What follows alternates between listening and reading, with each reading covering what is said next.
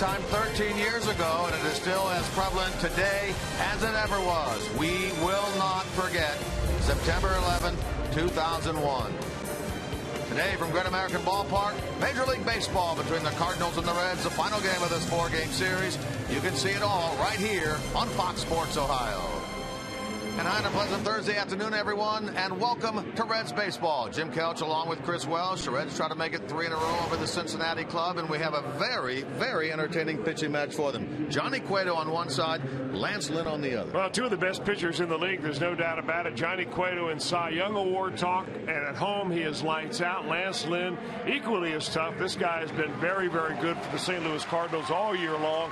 They are going for this final game of this four-game series. It ought to be a very good matchup today. Expect a low-scoring game if both these pitchers are on their game. It was a year ago when the Reds last won a series against the Cardinals. They won 3 then. They try to make it 3 in a row here today.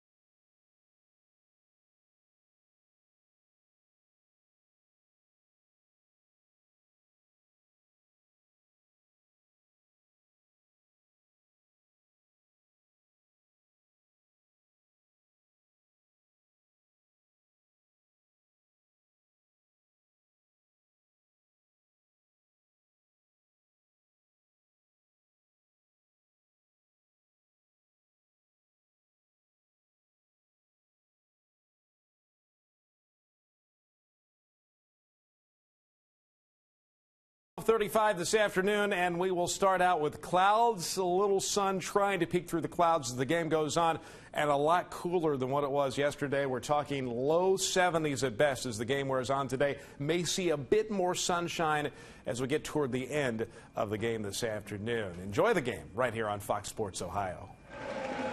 We wrap up this homestand. This is the second to the last homestand of this 2014 season, and due to the wins both on Monday and on Tuesday and Wednesday, Reds have an opportunity, if they win today, to have a plus 500 stand. They come into this one 3 wins and 3 losses.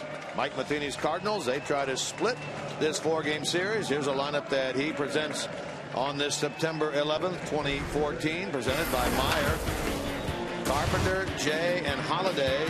Jay's done very, very well. You can see by the numbers against Cueto. Adams, Peralta, and Taveras, the middle 3. A.J. Przinsky behind the plate this afternoon. Colton Wong, and then Lance Lynn batting 9th and doing the pitching. On the mound for the Reds, start number 31, Johnny Cueto. Well, Johnny Cueto, believe it or not, has pitched in 17 ball games against the Cardinals in his career. His last time out, nothing to really to love about that when he went 5 innings in St. Louis and gave up 4 earned runs in that game. He had some control problems, 4 walks, which is very unusual for Cueto, but he has been lights out here at home this year. Overall for Johnny, this is start number 191 of his major league career. There he is drawing a line in the sand, so to say, right on top of that mound to make sure that he has a nice line of a direction towards home plate.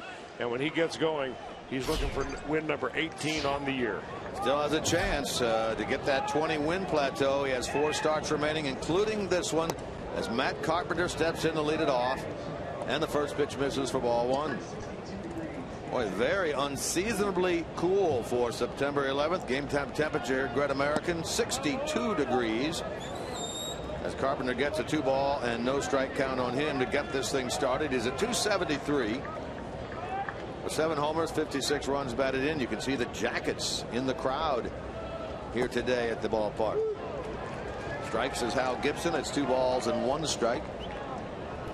Carpenter in the series is 3 out of 11. Last night hitless in 2, although he was on twice via the walk. One of the rare breed in this game of baseball that does not wear batting gloves at all. Now, we have talked about Matt Carpenter the entire series about how patient he is. He is the most patient hitter in the National League as far as seeing the most pitches per plate appearance. I mean, he averages over 4 pitches per appearance, so he's not coming out on the on-deck circle ready to swing the bat at all. He wants to eyeball you first. He takes ball 4 from Johnny Cueto, so a rare walk from Cueto to get a game started. Carpenter aboard.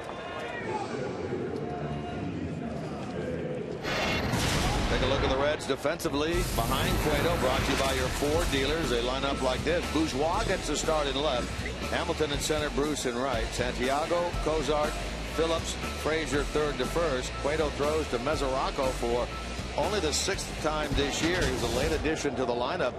A scratch of Brian Pena due to illness about 30 minutes or so before the game. So MESORACO gets to work with Cueto today.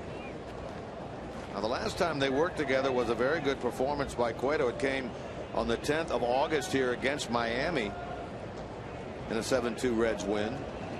And that one hits Jay. And Chris, you guys were talking about that exact thing last night with him, the way he kind of dives in toward the plate when he's at the dish. Well, I'm not so sure this one he dove in as much as he just refused to get out of the way. And the same thing happened last night. He's been a pincushion all year long for pitchers in the National League, but it's a way to get on base for John Jay.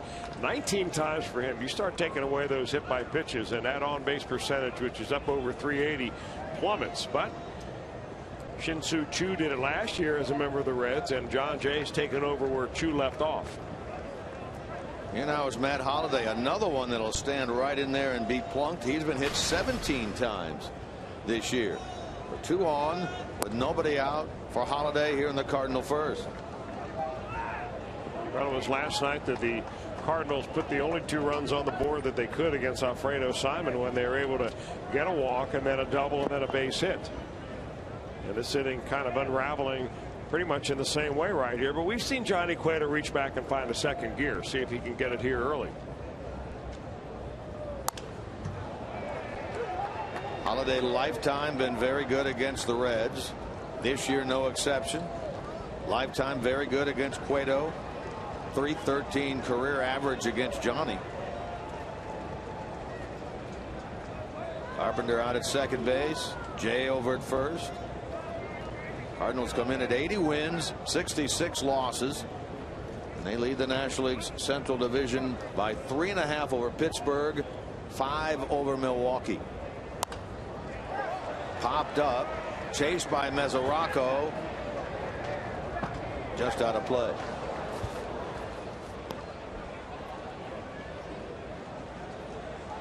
Well, with the few number of base runners that Cueto has on base, he doesn't really roll up all that many ground ball double plays, but he does get a lot of ground balls. And Holliday is an ideal prospect for hitting into a double play. He's already hit into 19 this year. Last year he hit into 31 ground ball double plays. And let's see how Cueto attacks him here. 2 on, nobody out.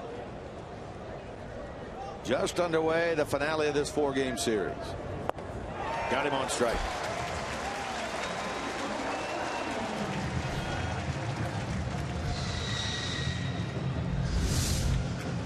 Johnny Cueto just throws a beautiful slider right here after establishing a fastball to Holiday. Has to cheat a little bit to get going on that bat swing, and he's way out ahead and misses it by a mile. For Cueto, strikeout number 214 on the year. That is second in the league behind the Nationals' Steven Strasburg, who is at 223. Every time he strikes out a batter the rest of the way, it's a new career high for him. Now gets Matt Adams.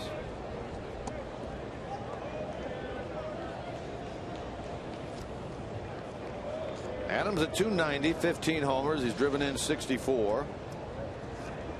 RBI double in the first inning last night against Simon.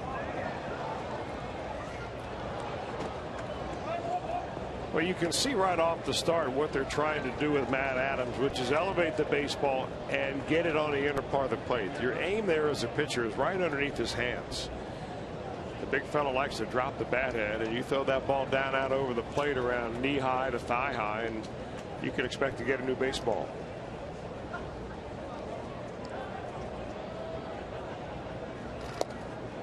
Well, he had that big at bat in the 8th inning last night, well, the Reds up 4-2 with 2 on and 2 men out. Brian Price brought Ryan Denick in to face Adams. Got him on a changeup, it appeared. No fly ball out to left field. 2 times now in this series, Denick has been brought in to face Adams, and both times he's come out successful.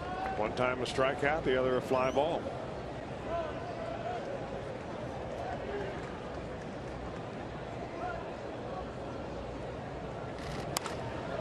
Out in front of that, count even 2-2. You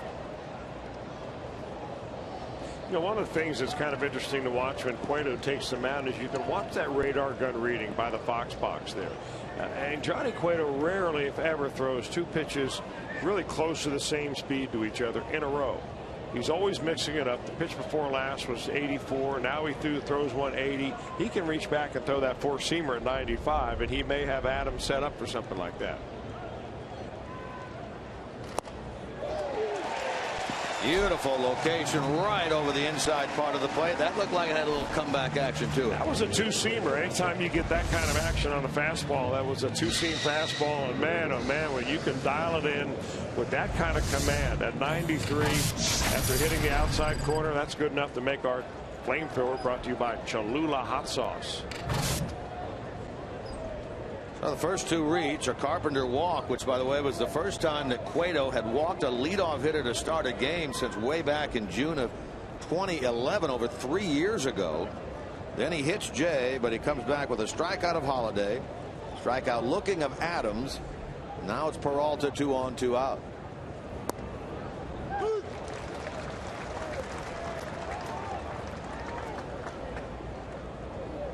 Peralta at 266 with 20 home runs, 66 runs batted in. That 20 home runs marks a franchise best for the Cardinals out of their shortstop spot. You know, they've had some good ones over the years, but predominantly that shortstop position for St. Louis has been a big-time defensive position. Back in the day, down Maxville, Ozzie Smith, of course. Edgar Renteria had the record for home runs by a Cardinals shortstop until this man broke it. Toward Cozart, he'll make the play on to Phillips the short way. They get the force out on Jay, and a good comeback effort there by Johnny Cueto in the top of the first.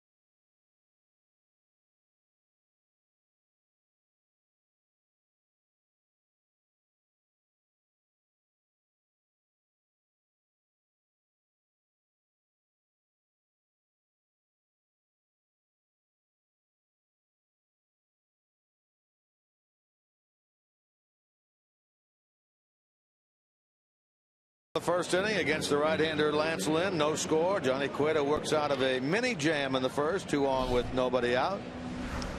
So let's take a look what the Reds will offer up today against the right-hander Lynn. Brought to you by Meyer, Hamilton, Bourgeois, and then Frazier. MESORACO, Phillips, and Jay Bruce. And Bruce against Lynn has been on a tear throughout his career. Santiago at third, then COZART, then Cueto, then the 27-year-old on the mound, Lance Lynn. Very good numbers against the Reds, wins and loss-wise, Chris, but not a lot of the others. Well, you're right about that. Career against the Reds, Lance Lynn has 6 wins against 1 loss, and the last 5 ball games he's on a roll. Not necessarily against the Reds, but overall. And he's having a career year for a guy that wins double digits every year out there. He is 49-26 lifetime, Lance Lynn is, and this is really only his 3rd full season as a starter. Today making start number 94 of his major league career, and he's already won 49 games. So he puts W's up, and that's the bottom line when you're a Cardinal fan watching Lance Lynn on the mound. Now they'll get Billy Hamilton, who had the night off last night in terms of starting, did get in late as a defensive replacement. He steps in to get it going for the Redlegs here this afternoon, as you can see, as they always do during day games, wearing those red tops. In at third is Carpenter. Hamilton starts the day at 260. 6 home runs, 46 runs batted in, but the second half of the season has really been a downer for him. Only .218 in terms of a batting average since the All-Star break. You see any correlation there between the production of Billy Hamilton and the production of this ball club overall? Well, 18 and 33 since the break. Hamilton at 285 before. Yeah. 218 cents. Well, the best month that the Reds had was the month of June. Billy Hamilton had his best month overall as far as on base percentage, and the Reds won 18 games in that month. That was been their high water mark of any monthly stretch. Lined in the left, and that's a base hit. He got on top of that one, hit it the other way, and Hamilton aboard. He had been 2 for his last 24, with one of those being a bunt hit. It's that one hard in the left. Yeah, he wanted to sink that ball away, and Billy Hamilton, when he's going right, and most left-handed hitters, you know, they can slash that ball to left field like that. But it was on a good plane for him. Nice level swing, got it on the line. Now it ought to be very interesting because Lance Lynn has excelled in shutting down the running game. Yeah, he has not allowed, by the numbers that I looked at, Chris, a stolen base this year. That's correct. He only allowed 7 out of 14 last year, and before that, the year before, 9 out of 18. So even when you go against Lance Lynn on a bad year, you only have a 50% chance of being successful. Different catcher behind the plate today, though, for the Cardinals. Yadier Molina getting the day off. A.J. Pierzynski is behind the dish.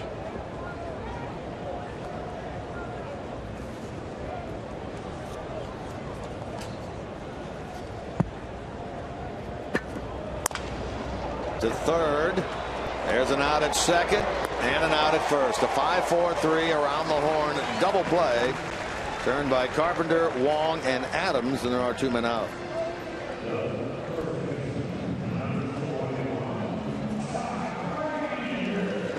The batter will be Frazier.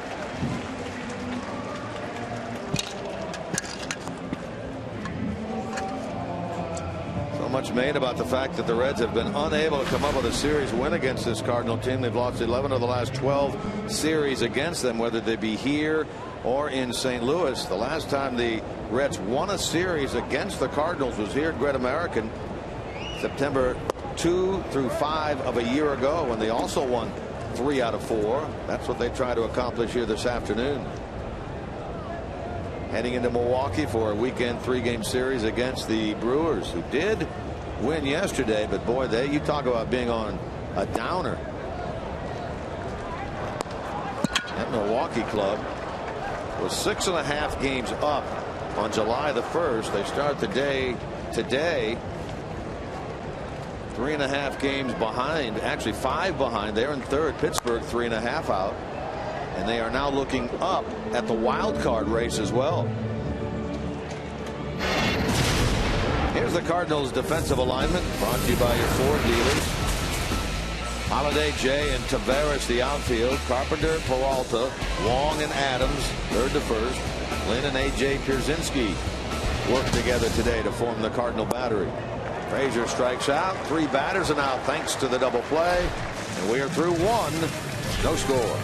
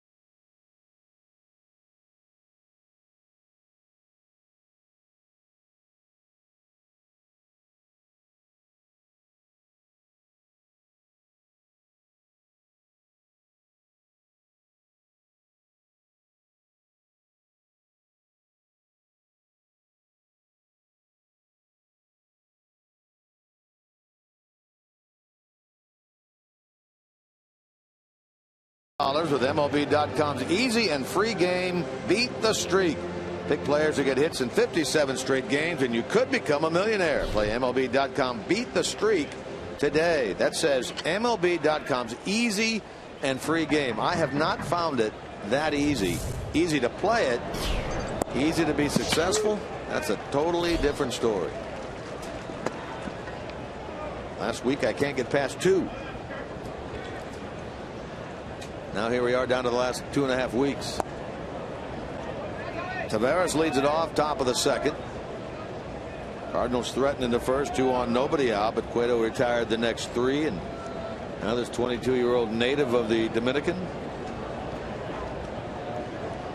longtime top everyday prospect in the Cardinal organization, hits this ball smashed off Cueto, and Phillips will complete that play. It'll go down as a 1-4-3 put out, the first out in the second. Johnny Cueto just must be buoyed very much by the fact that he was able to work out that jam in the first inning. I mean, you lead the game off with a walk, then you hit the next batter. At that point, the run expectancy of a situation like that is 1.5 runs to be scored in that ball game. The way you figure that out is you go back over all the games played over a period of time, like 15 or 20 years or so, and that's what that happens when you get the first 2 on, nobody out, and the average number of runs scored is 1.5. Cueto gets out of it with no runs at all. And that is what separates a guy like Cueto and Kershaw and, you know, even Lance Lynn this year, Wainwright, from the rest of the good pitchers. When they get in a situation like that, they don't even bend, much less break. You guys were talking late in the game last night that for some reason, despite the fact that Lance Lynn has been a consistent winner in St. Louis, he seems to be the whipping boy over there, doesn't he? Well, in the last couple of years, you know, people would say, well, the reason Lance Lynn wins so many games is that the run support average that they give him is off the charts. He's always like #1 in the league in the number of runs scored when he takes the mound. But in my mind, that's pitching on the right day. This year, though, he's really silenced a lot of critics because his earned run average and all of his peripheral numbers are very, very good this year. And they're much more in line with the number of wins he's received. Last year, he won 15, lost 10, had an earned run average up around 4. This year, he's 15-8. That earned run average is below 3. First 2 Cardinals out here in the second. Now it's the second baseman, Colton Wong.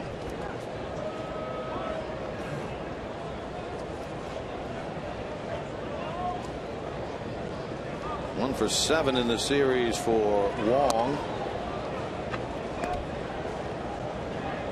Comes in at 255 with 11 home runs, 39 batted in.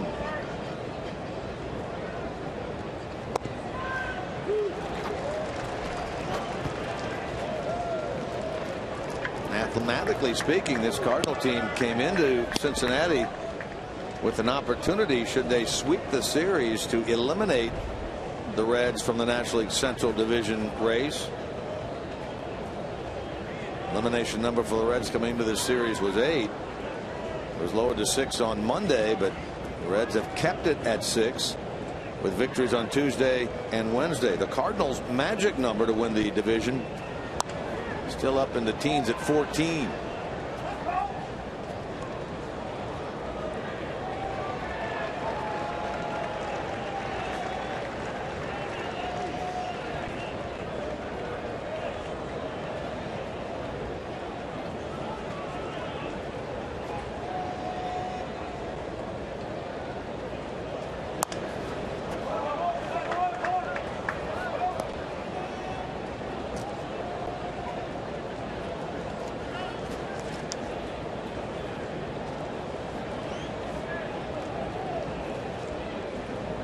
The Cardinals have a nice long homestand coming up. 3 with Colorado, then an off day Monday, 3 with Milwaukee, and then 3 with Cincinnati. Frazier to Cueto puts an end to the top of the second. A 1-2-3 inning for Johnny, who's now set down 6 in a row.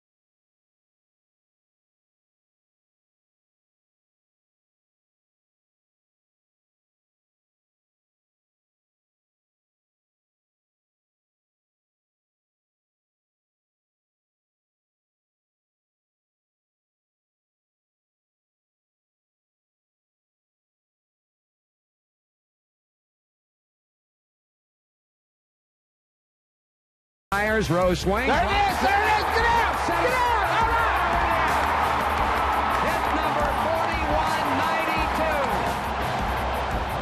4192. It is the anniversary of the Hit King. September 11th, 1985, a single off of San Diego's Eric Schau. He would go on to have 4,256 hits, and on this anniversary day, we will later on in the game, we'll give you some Pete Rose quotes. We had a great plaque last night with a classic Pete Rose quote on it, and we'll take you to the very spot where that ball fell, right outside of Great American Ballpark. So we'll not only honor the memories of the tragedy on September 11th, we will look back on one of the greatest moments, not only in Reds history, but in baseball history. How about that call of Joe Nuxall? Marty's got the call, and Joe kind of jumps right on in there. There it is. There it is. Get down. Get down. Well, that was like Mike Shannon in the record-breaking home run that Mark McGwire had. He was saying, get up, get up. Yeah, it was a line drive. They wanted to go over the wall. They wasn't sure it was going to get over there or not. So what do you think about your color guy jumping in on you like that? You want me to do that in case we have a historic home run hit today? If we have an historic moment like that, you're free to do whatever you so desire. Now remember Eric Shaw, as I recall that game, sat out on the mound. There was all that delay and the like. He took a seat right on the hill.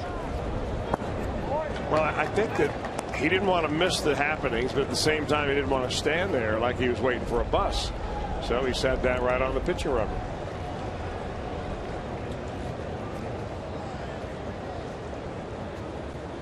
MESORACO trying to get something started for the Reds here in the bottom of the second. Cardinals were a winner here on Monday 5-0. Reds bounced back with a 9-5 win Tuesday and a 4-2 triumph here last night. Cincinnati looking for its 70th win of the year if they can get it here today.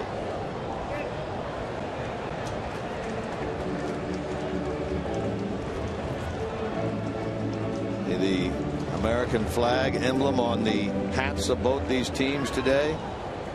We commemorate 9/11/01. Devin gets under it and hits it in the air. Holiday right in front of Jay makes the catch, and MESORACO retired.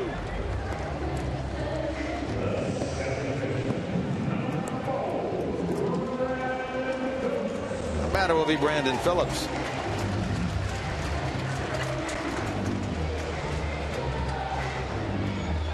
Jay Bell, the bench coach of the Reds. You see the logo on all of the hats. Brian Price.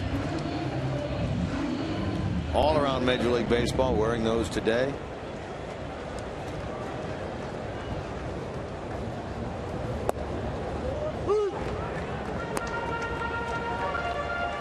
If you happen to see the large flag that was out on the field prior to the game during the national anthem, that giant flag used in today's national anthem ceremony broke the official Guinness World Record for most signatures on a flag. There it is, with over 115,405 signatures gathered from all 50 states and 7 countries. That's the flag used today prior to the game. Those are the folks that helped hold it together out there on the field this afternoon.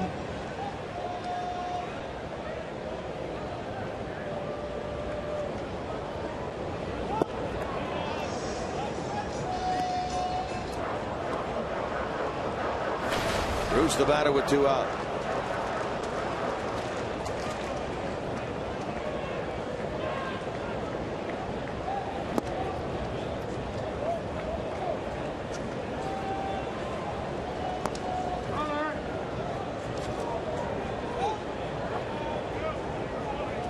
The career numbers, we talked about these during the lineups earlier, how well he has handled Lance Lynn, a .500 average with a couple of home runs.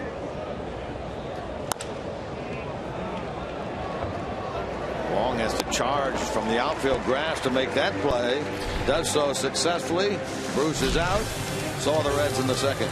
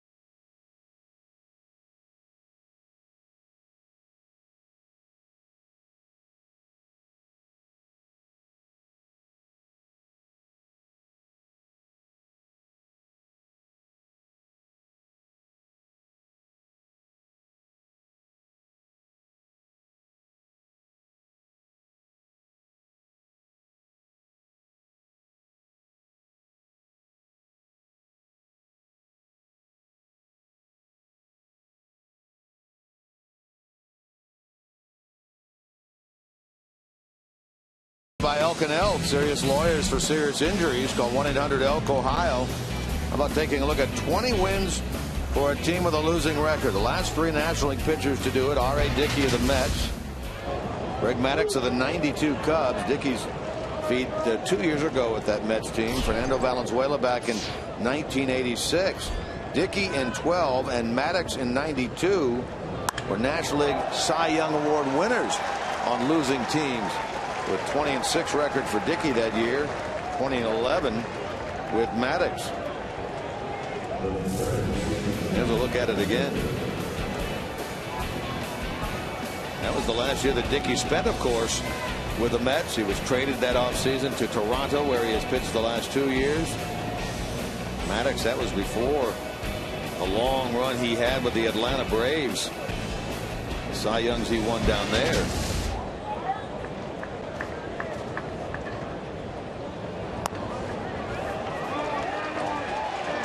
No play by Santiago, and so Lance Lynn, who helped himself with only his 3rd hit of the year. They try to move him along, but a beautiful bunt, and Carpenter is on. So for the 2nd time in 3, 2 on, nobody out. This has got to be a surprise attack right here, because nobody in the infield even thinks that Carpenter's going to do anything aggressive offensively on the first pitch that he sees. I mean, after all, he doesn't feel comfortable until he sees about 4 pitches in the AB, but he lays down a perfect bunt. And Johnny Cueto has the same situation presented to him here in this inning as he did to lead the game off. 2 on, nobody out.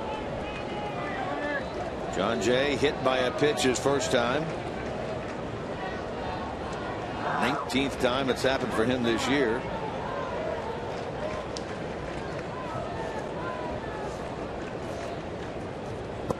You know, the opposition, when you look at Jay and the number of times he's been hit, you really have nothing to complain about, because he does not wear one of those protective sleeves or a little modified shin guard made into elbow pad on his left arm or his right arm there to protect himself. I mean, he goes up there, you know, essentially unprotected, and he's still getting hit 19 times. So smash to Phillips. This is going to be a pair. There's one with COZART. Low throw on the first, but Frazier digs it out. Hard hit ball by Jay. End result a 4-6-3 double play. Boy, Johnny Cueto getting the ground ball when he needs it out of John Jay, who hits him pretty well, and an easy turn by the best defense in the league. And there was a short while, about a month or so ago, and the Reds fell out of the major league lead in terms of fewest errors and best defensive percentage, but they have jumped back up there and been there again now for a while. They turned the double play, which has not been their specialty this year. In fact, they have the fewest double plays turned in the National League, but they get a big one right there. Holiday with Lynn at 3rd and 2 out in a scoreless game. The Cardinal team comes into today a relatively modest 253 with runners in scoring position after what they did a year ago when they hit 330 in this same position.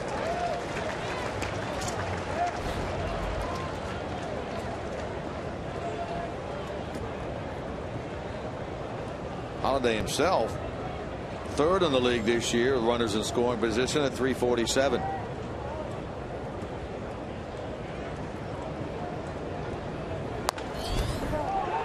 Frazier with a diving stop. Feed on to Cueto, and they get him at first base. For the 2nd time in this game, the first 2 Cardinals have reached, but they are unable to score. What a defensive gem here by Frazier, with Cueto taking the throw.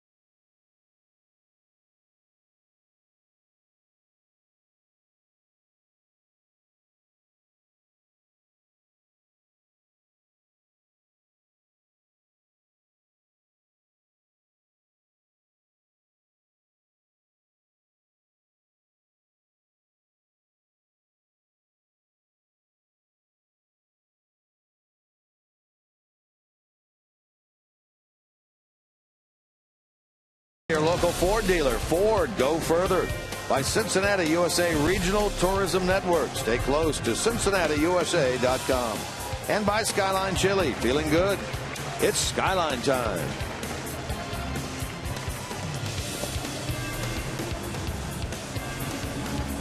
Remember, now time for you to tweet your photo using hashtag #OhioFanPhoto. Chance to have it shown in an upcoming game broadcast brought to you by AT&T. A little bit later on, we'll have today's AT&T fan photo of the game. Scoreless through 2.5 here at Great American Ballpark. Two hard-hit balls by the Cardinals in that top of the third. The double play ball hit into by Jay. The out hit into by Holiday. It looked like it was headed down into the right field corner. Frazier with a terrific play. Now here's Santiago batting for the first time in this one against Lance Lynn in the bottom of the third. Santiago at 250 with a homer. That came in Cleveland. 12 runs batted in. Made more starts at third base this year than he has the mound. He may beat this out, and he will. It went under the glove, it appeared, of Lance Lynn. And Santiago with a bunt hit is aboard. Well, the motto of any bunter that is going to bunt the ball the right side of the infield, you got to bunt it hard enough to get it by the pitcher. That's the #1 thing, because if you can do that, the second baseman is never there soon enough to be able to throw you out. And this is what happens here for Santiago as he pulls his bunt with him. Really, that's the type of bunt that I think a lot of people who watch this Reds ball club would like to see Billy Hamilton do a little bit more. Pull that ball to the right side. Santiago on the move. The ball bounces away from Pierzynski. A stolen base for the Reds third baseman, his second of the year. First chance now for the Reds with a runner in scoring position today.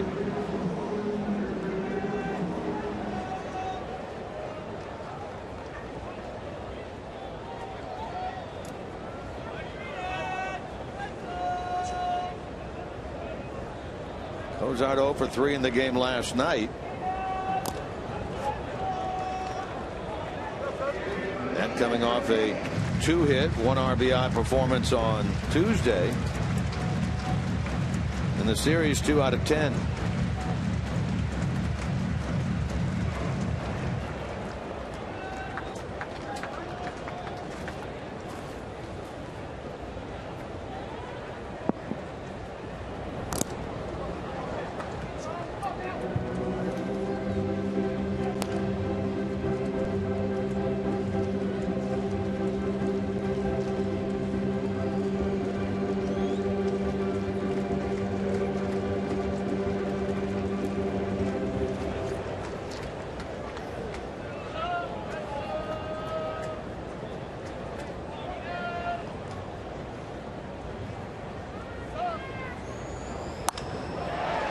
Into right field. Unfortunately, Taveras is in somewhat. He makes the catch of that line drive for the first out.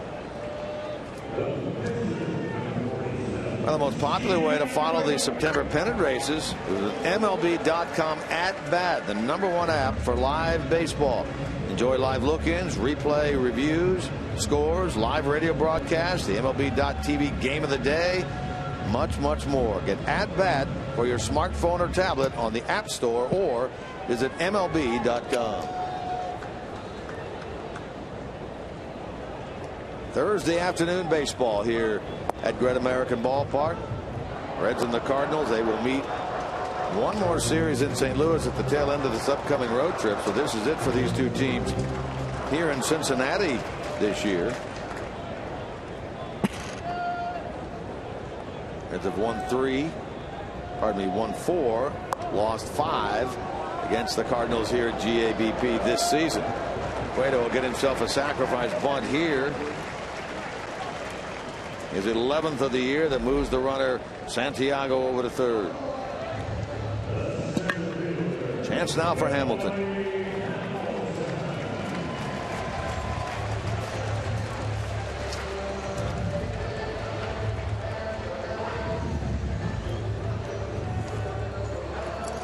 Billy on the year has been one of the more successful Reds hitters with runners in scoring position, by and large, due to the numbers he put up in the first half. He's still at 291.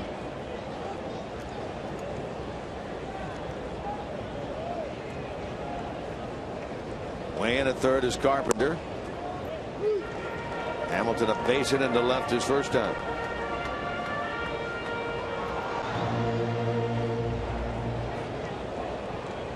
First Reds base runner to get as far as third is Santiago.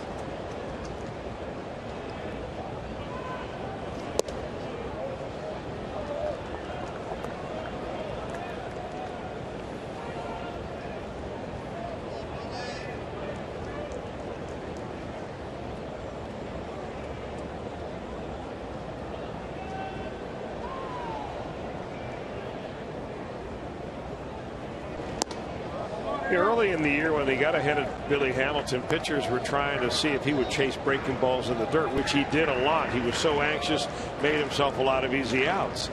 Then they started to pitch him inside when he stopped swinging at that breaking ball. And they showed he had a little bit of power to right field. He can unjam you for a home run if you put it in the right spot. Now it seems like what most hitters or pitchers are trying to do is just go up and away with high fastballs. To the shortstop, and Peralta makes the play. Hamilton 1 for 2. Reds leave a runner 90 feet away to end the third.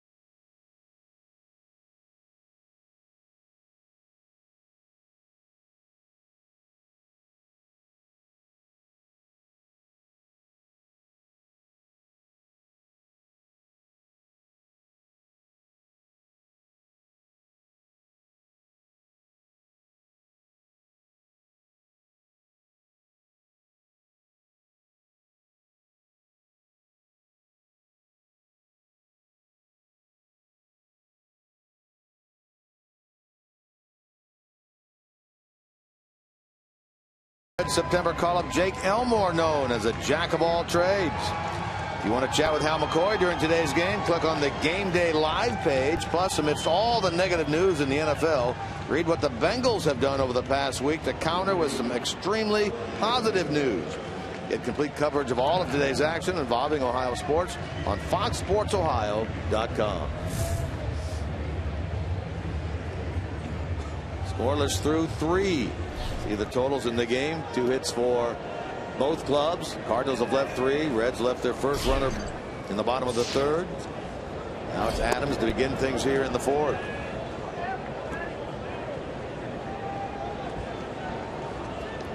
RBI double in the first inning last night means Adams has hit in a modest 4 games in a row.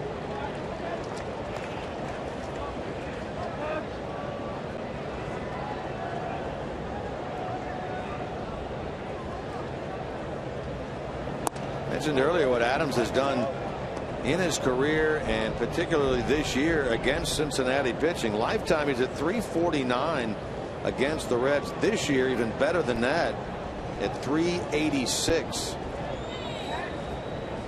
We're very early on. That first series of the year, the Reds had a major shift on against him, and he continued to hit the ball the other way and out into left. It was really uncanny how he beat the shift. A lot of times he did it with some good fortune. A couple of times he hit the ball right down the left field line, almost cue balled the ball off the end of the bat. I mean, you can't prevent those. But if you're the Reds and you have a hitter like Adams who simply demolishes your pitching staff, you've got to ask yourself one of two things. Number one, is your scouting report on Matt Adams correct? And number two, if it is correct, why aren't your pitchers executing that scouting report a little bit better?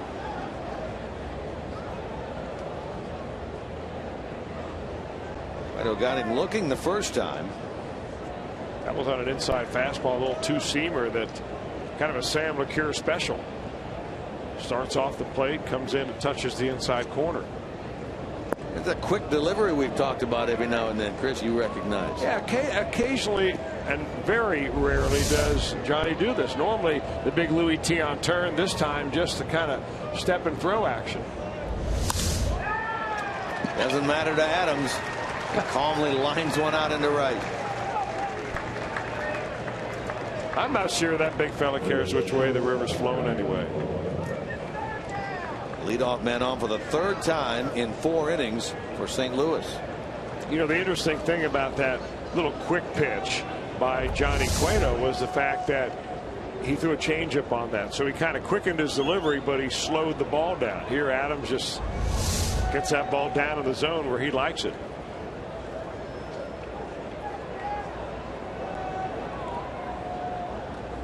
Johnny Peralta with the leadoff man on. Into center for Hamilton. 1 out.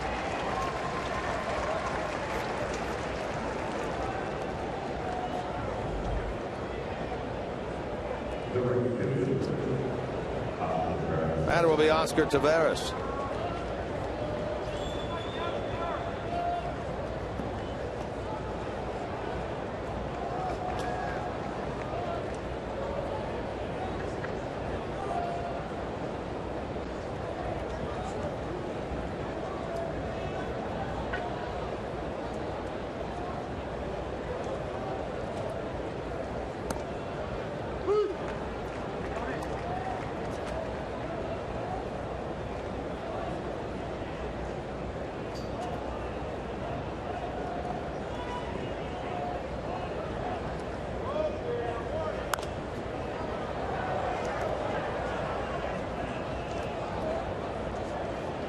Reds caught a break the first time Taveras was up. He hit that ball hard, ricocheted off the glove of Cueto right to Phillips at second base.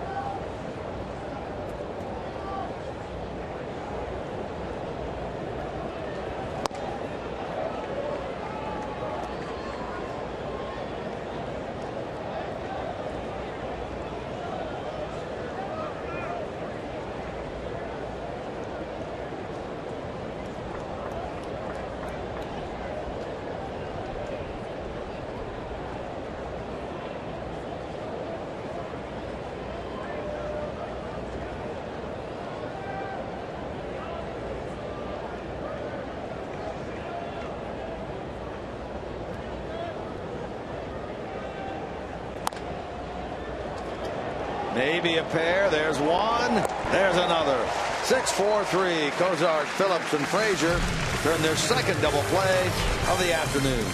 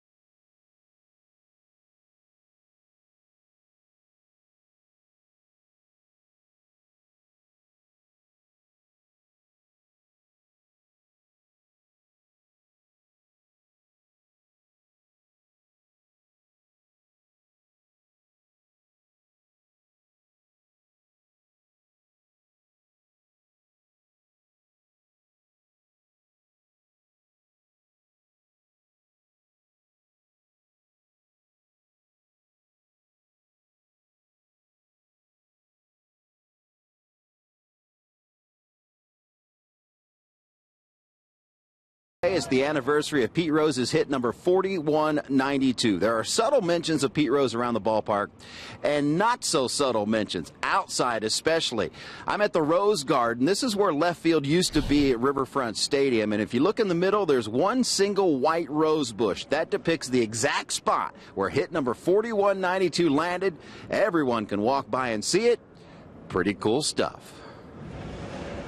Thank you, Jim. That is good stuff right outside the ballpark here. Sometimes people walk by, they don't even realize what they're seeing.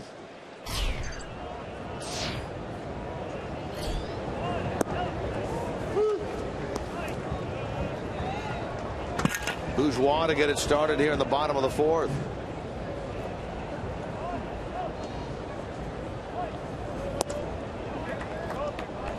Couple of well wishes to pass along today on this September the 11th. One is happy birthday goes out to our colleague Tom Brenneman. My partner. All right, Tommy. No wonder he's not working today. Big plans with a family on his birthday. So happy birthday to Tom. And we hope he has a great day. And a young man who's been working in the media relations department of the Reds all summer, Alex Wilcox, an intern who gotten himself a full-time job with the Chicago Cubs. He interned with the Cubs last year. They had an opening this summer. Extensive interview process. Alex got the job, and today is his last day as a member of the Reds. We wish Alex nothing but the best in Chicago. In fact, I won't be there, but you'll be there. You'll see him in Chicago. We'll see him in Chicago. Hope he finds a good source to give all that red gear, the Reds gear that he's been wearing here on a daily basis. He's going to have to transfer that to Cubby Blue. I think he's going to give all that gear to Christie. There's Alex. Congratulations on the job well done with us this summer here as a media relations intern. Good luck in Chicago working with the Cubs. Yeah, nice young man, only 23 years old, on his way. Now, Jim, you've always got to be nice, and you've always got to be nice to these young interns, because you never know, one of these days you're going to turn around, they're going to be the GM. You're right about that. You're right about that. You know, we're going to go to Milwaukee, Chris, and see another young man who was an intern here in the media relations department last year, who had taken another intern's job this year with the Baltimore Orioles. There was a full-time opening in Milwaukee. He applied. He got the job. Zach Weber. You remember Zach? I sure do remember Zach. Of course, the head of media relations in Milwaukee is also a former Reds assistant media guy, Mike Basallo. Small world in that media relations department. So we look forward to always to see Mike when we go up there, and now this time to see Zach Weber. One of my tennis playing buddies.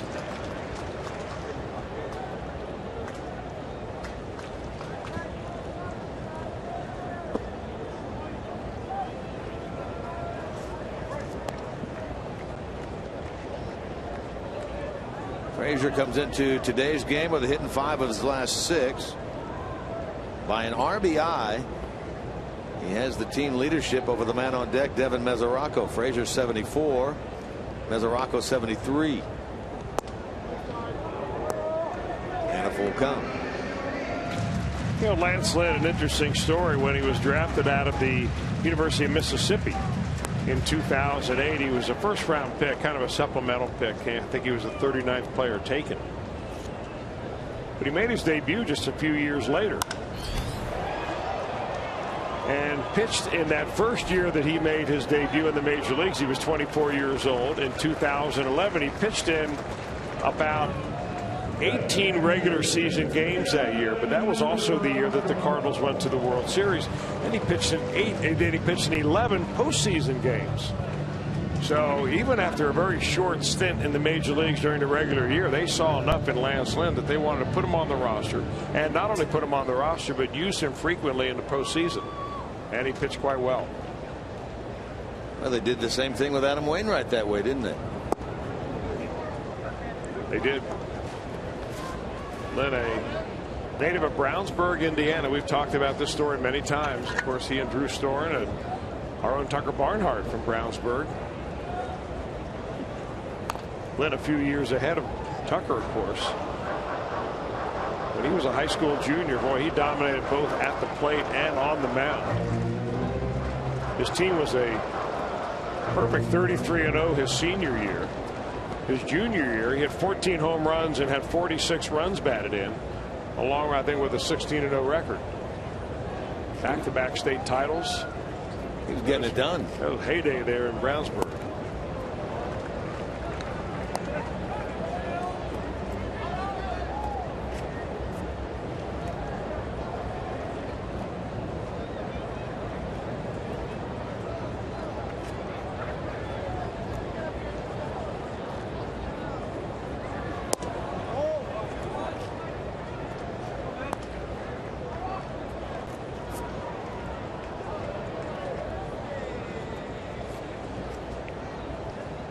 First two out here in the bottom of the fourth.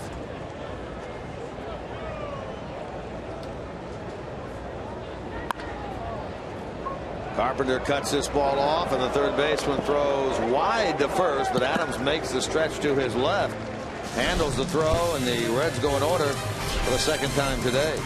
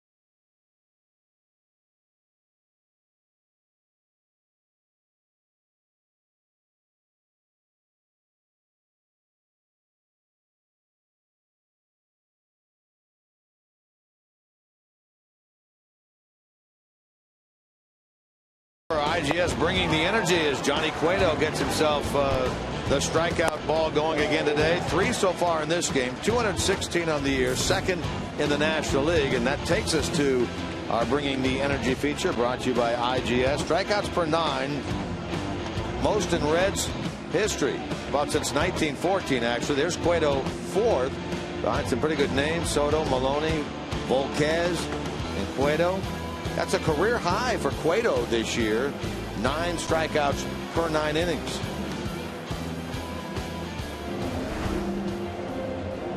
Well, Cueto has always had the stuff to be a high strikeout pitcher, but I think the difference last year and this year compared to his earlier years as a pitcher is that he's blending now about 5 different types of pitches into his pitching arsenal. I mean, he throws somewhat unconventional pitches, like a right-on-right changeup, which you don't see too many right-handers throw that. He throws that down and into right-handed hitters after he establishes an inside fastball, and a lot of hitters just swing over the very top of it. His cutter has been very good. He changes speeds nicely on his two-seamer, and he rears back and gets it in the mid-90s with four-seamer when he needs it. And a big curveball occasionally like that helps get you up the fastball too. Well, he made the comment earlier, and it's so true. He never throws the pitch with the same velocity back to back. You know, for years there we had fun watching Bronson Arroyo pitch, and we would chart pitches, and he would hit the full spectrum, it seemed like, from anywhere from about 69 miles an hour all the way up to about 90 or 92 when he was at his best. But he'd almost hit every number along the way. Cueto's not quite that, but he is anywhere from 95, as you saw that last curveball he threw to Pierzynski at 76. Gives you a big spread. Tough to cover as a hitter. Alfredo Simon does the same thing with his real slow curveball and a mid-90s fastball. Well, Pierzynski here hopes not to be working postseason television. Last 2 or 3 years he's been working on Fox postseason television. This year he'd like to be involved in postseason play. That means when he does get on TV next, his rate goes up. You're probably right about that.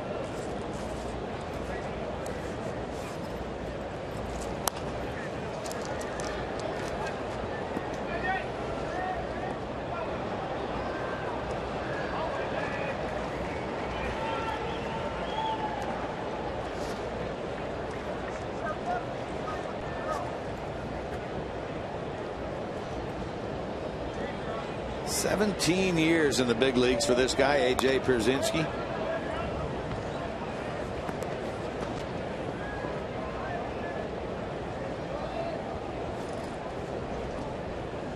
World Championship with the White Sox back in 2005.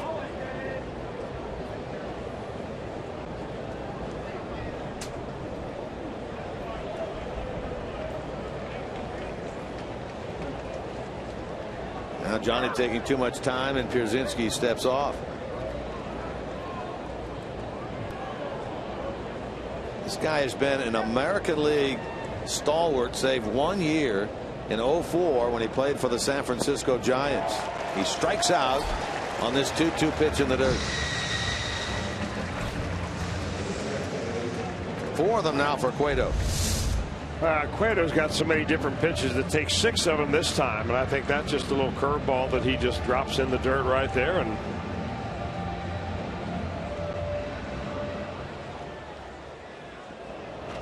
Cueto came up as a 2 or 3 pitch pitcher when he came up originally from the minor leagues. Fastball, changeup were his best 2 pitches, but his fastballs are almost all 2-seamers, and his changeups were 4-seam changeups. Then you learn a 2-seam fastball, then you learn a 2-seam changeup.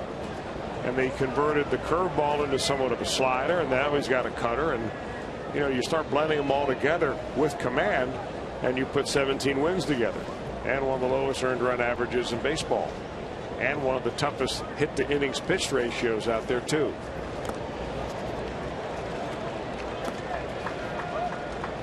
You mentioned earlier 17 career starts against the Cardinals, 4-6 lifetime. Still looking for his first win against them this year. 0-2. He had a good start on opening day. Not so good start here on the 20th of August. That was actually in St. Louis. Bourgeois runs that ball down off the bat of Wong, so there are 2 out. Well, Reds have some speed in their outfield today. Reds fans guaranteed the opportunity to purchase 2015 All-Star tickets by becoming a Reds season ticket holder with plans starting under $9 per seat. Make sure you're here for all the excitement when the All-Star Game, the Home Run Derby, the Fan Fest, and much more returns to the Queen City next year. For more information on guaranteeing your All-Star tickets, call 513-765-7500 or visit Reds.com/2015. Lance Lynn came into this game 3 hits, 50 at bats. Lined one solidly out into right center to lead off the 3rd inning for the Cardinals. He was ultimately stranded at third base. Now he's in the hole, 2 strikes.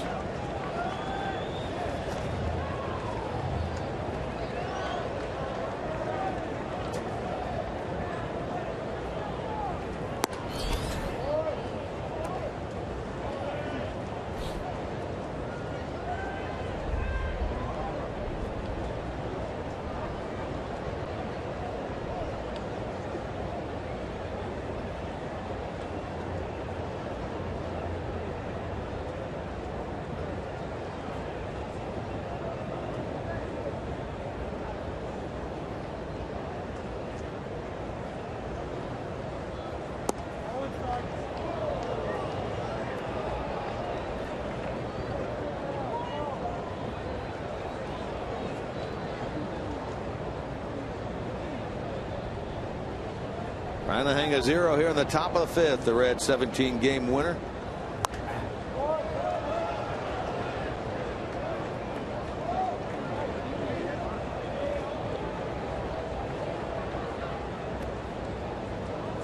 Didn't get a chance to talk to him, but saw in the clubhouse today Homer Bailey after the surgery on right flexor mass last week for him. Had his arm in a sling. Talking with his teammates, greeting them.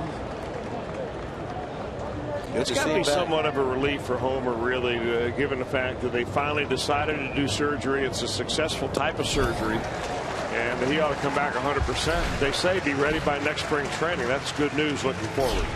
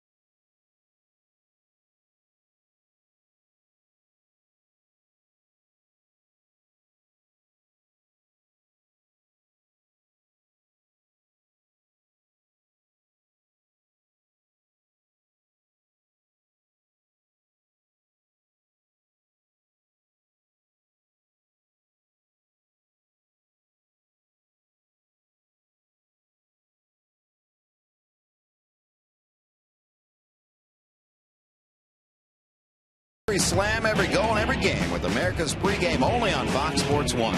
Tune in to America's pregame weeknights at 6 Eastern, only on Fox Sports 1 and Fox Sports Go.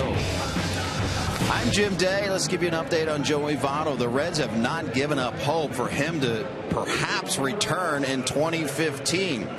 He is actually going on this next road trip. He has not been on a road trip since he's been on the disabled list. But he's been doing baseball activities here in town and finally feeling good after those activities. So there has been some progress. And they said the only way to keep track of him is to put him on the road and see him do baseball-related activities every day. Otherwise, they just write him off for the season. Now, the minor league seasons are over. He could probably get some at-bats in at Arizona or a simulated game. Time running out, and there will be some that would question, why would you bring him back this late in the season? But they haven't written it off yet. And here we are. Thanks, Jim. 16 games remaining in the season. He's not hit against live pitching. He's not had a simulated game, as you say. I wonder if he does get ready, how much time would be left, and then is it really worthwhile? Those are decisions that the baseball folks in and out of uniform will have to make. Yeah, and I think also the decision that Joey Votto makes too. I mean, he sees the whole situation. He's the one living through it. I think ultimately it'll be Votto that makes the call whether he's good enough to come back or not. Maybe he wants to finish the season active, maybe finish on a good note, test his knee, or then on the other hand, maybe he thinks, well, why test it now? Maybe just wait and continue to strengthen it, do some baseball stuff, and be ready for spring training 2015. Bruce bats with one out. Phillips lined one right at Carpenter at third. So both these pitchers, we thought we were going to have a very good pitching matchup this afternoon, and it has lived up to billing. 5 hits total, 3 by the Cardinals, 2 by the Reds. 7 in a row now by Lance Lynn since the bunt single by Santiago started the third. Cheating right up the middle is Peralta, and they throw out Bruce, who's 0 for 2. Reds fans, if a Reds home run hits the Toyota sign during this afternoon's game, Norman Passley from Cincinnati will win the beautiful Tundra that's on display here at Great American Ballpark. Register for your chance to win at an upcoming game by visiting your Cincinnati and Northern Kentucky Toyota dealers. After today, the Reds have but 6 home games remaining. 9-game road trip coming up that starts tomorrow night in Milwaukee. The Reds will be back on the 23rd of September.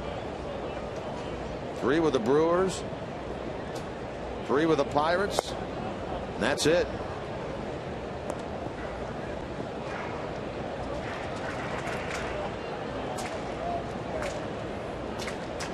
Appreciative today of being able to bring you the game here on Fox Sports Ohio, and that due to the fact that the game this coming week from Sunday in St. Louis, the 21st, September the 21st, has been changed to a night game on national television. So Fox Sports Ohio able to pick this one up, bring it to you today.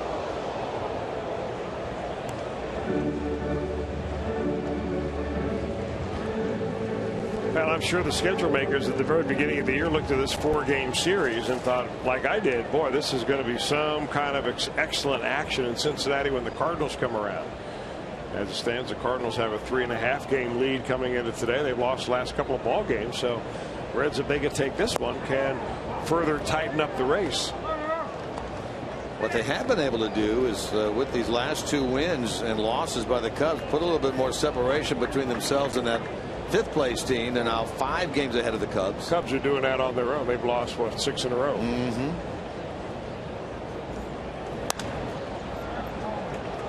Toward left, and Holiday. He'll make the catch. 3rd time the Reds have gone down in order. 9 in a row now by Lance Lynn.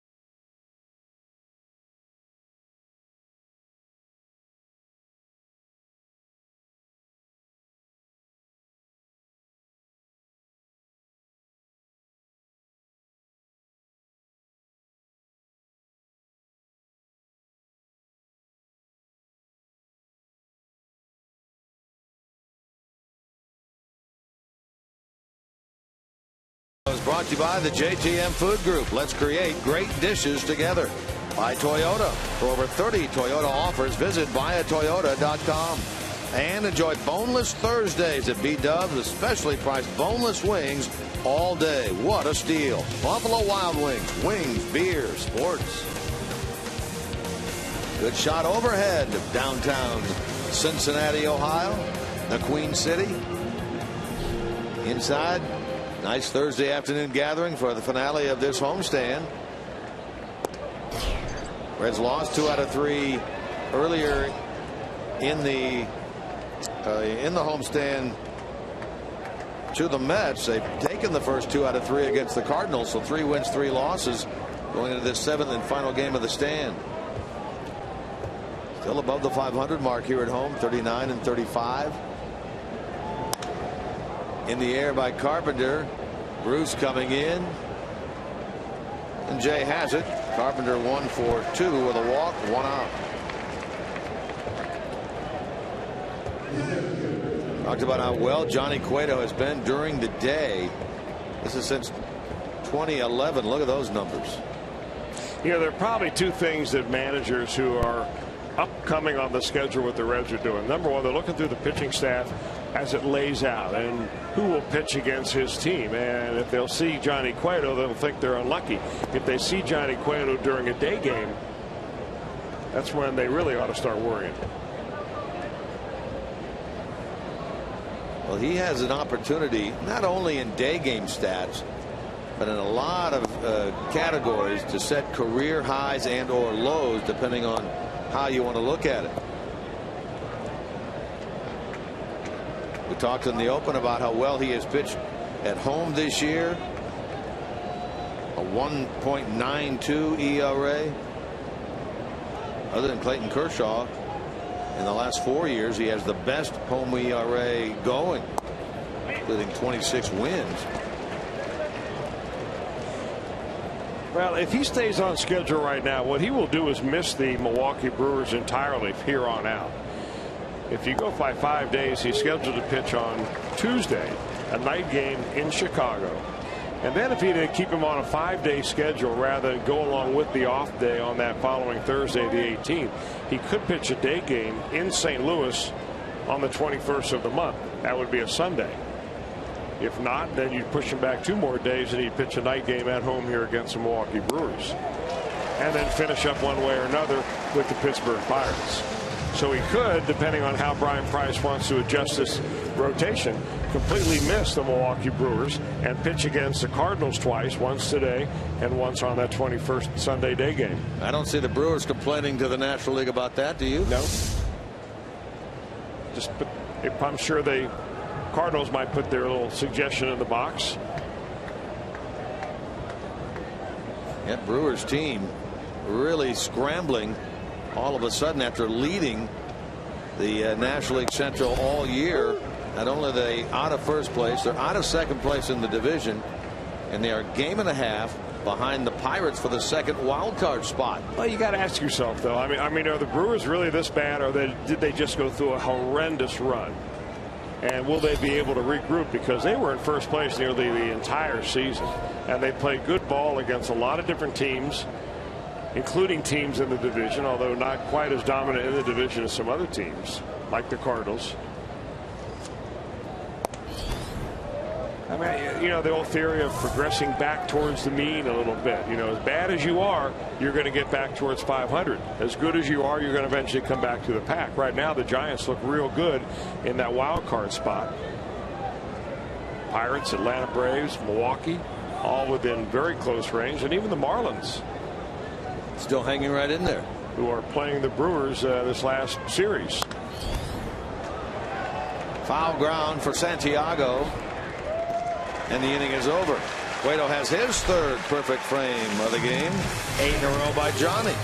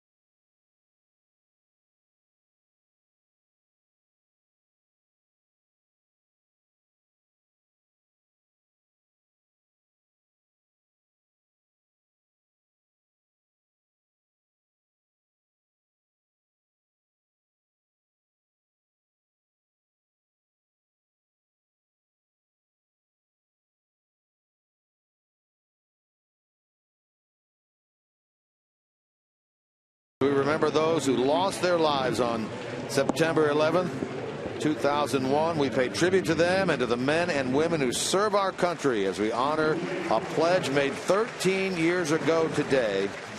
We shall not forget.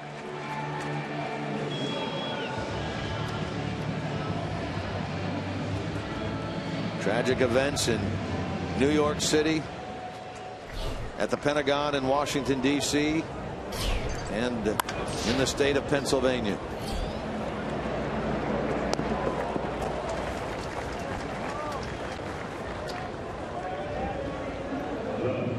COZART out on one pitch by Lance Lynn here in the bottom of the sixth inning.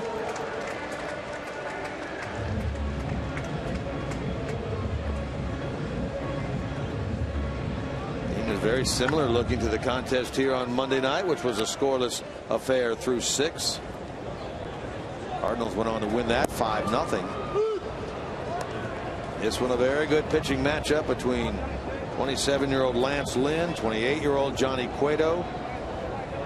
Well, Lynn right now, I mean, they're matching each other 0 for 0 in the column that counts. But Lynn is being ultra efficient today. He is now ready to throw his 65th pitch, and here he is in the 6th inning with an out. Johnny Cueto's got about 20 pitches more than that.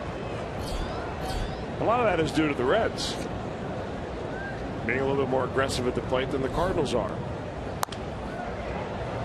Adams on a short hop, and leads him right to the bag. Cueto retired. We invite you to come on out to Quaker Steak and Lube and watch the Reds and the Brewers game. That's tomorrow night. Meet Fox Sports Ohio girl Christine and try your luck with the Home Run Derby Challenge. It's all happening Friday at 7:30 at Quaker Steak and Lube in Milford. Let's see, that game tomorrow night against Milwaukee is an 8-10 game. So 7:30 with Reds Live, 6:30 with Reds Live on Saturday, and then 1:30 on Sunday.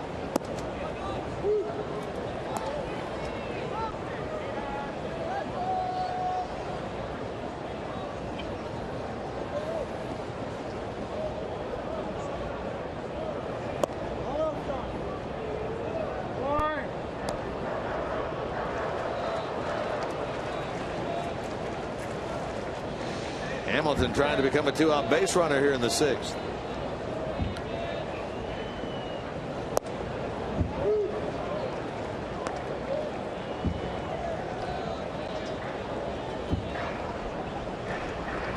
Base hit led off the Reds first, grounded out to end the 3rd.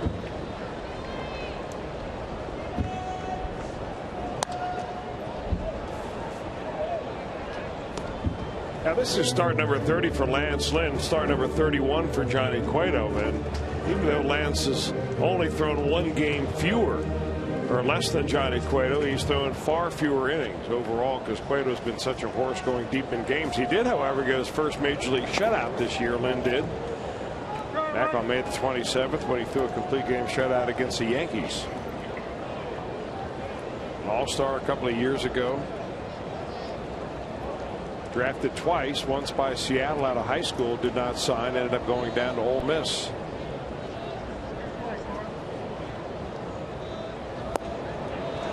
Billy waves at that. He's a strikeout victim, only the 3rd by Lance Lynn.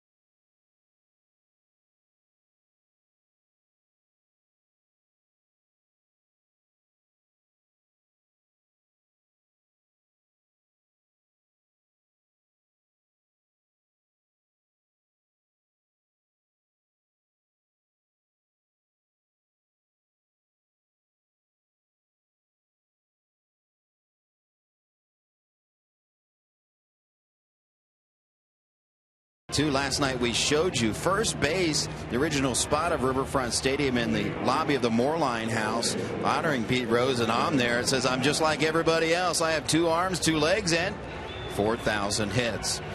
I'm Jim Day. The guys in the booth last night talked about it. Pete Rose has always been a quote machine throughout his career and post-baseball career. Let's go through a couple of them. He said, "I'd walk through hell in a gasoline suit to play baseball."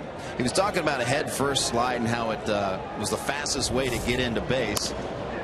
As Matt Adams sends one deep.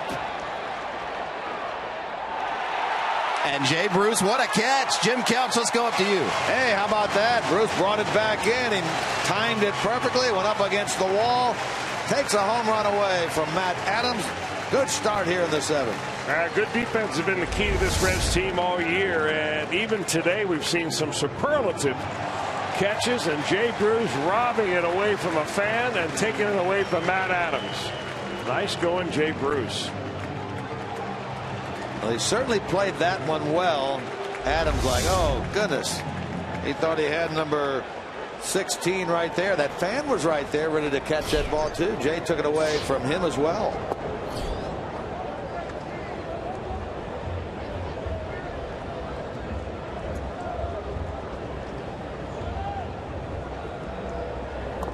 You know, there just aren't all that many stadiums where a right fielder has a chance to make that play. So many stadiums have a scoreboard out there or a higher wall where you're playing the ball off the wall and never really having a chance to go up over the yellow line, so to say, and bring one back.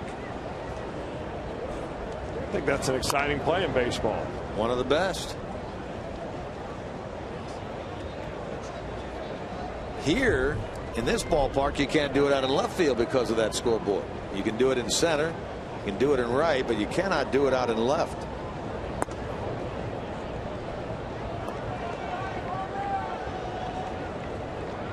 Peralta's 0 for 2 in this game, 1 for 9 in the series.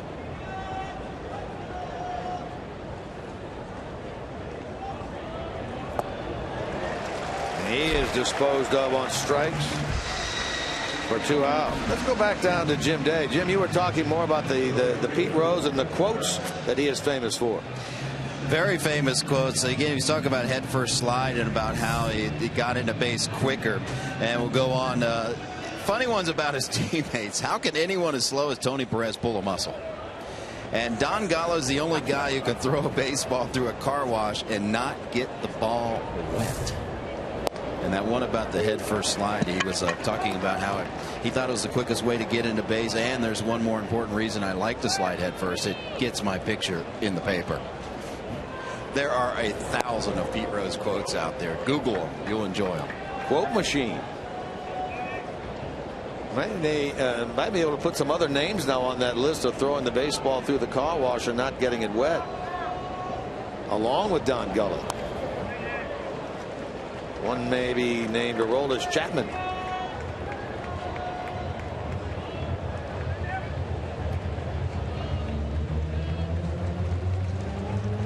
Cueto has set down 10 in a row now since the base hit by Adams back in the 4th. Looking to have a 4th perfect frame of the game. And they'll get it as that tapper by Taveras goes right back to the mound. Another 1-2-3 inning for Johnny Cueto. Stretch time here at Great American Ballpark on this September 11th, 13 years after September 11/01 and the terrorist attacks of that day. We stay here at the ballpark for God Bless America. Your hats and face the American flag. Major League Baseball, the Reds and the Cardinals salute the men and women of our armed forces, as well as those who serve to protect in our local police and fire departments. At this time, please help us honor these brave men and women and all our veterans of service as we celebrate and honor Patriots Day in America with Technical Sergeant Eric Knorr from Wright-Patterson Air Force Base performing God Bless America.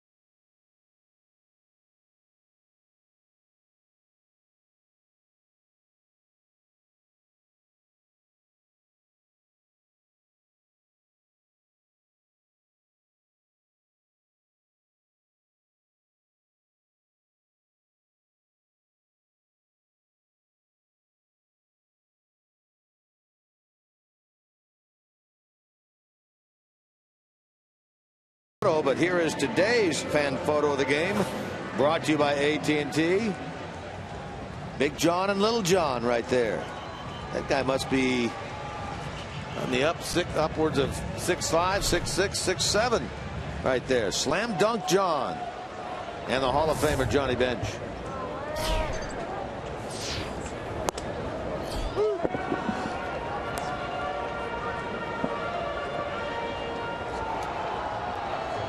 Just leads it off here in the bottom of the 7th. Scoreless game between the Reds and the Cardinals.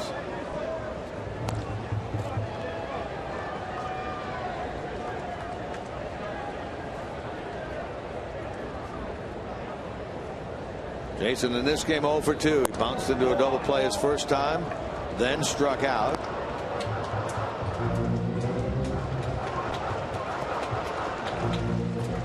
Chris was talking earlier about Lynn. He's only at 75 pitches.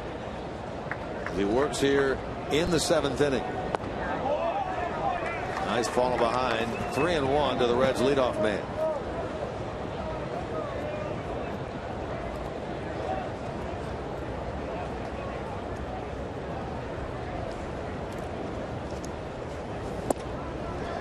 Three and two.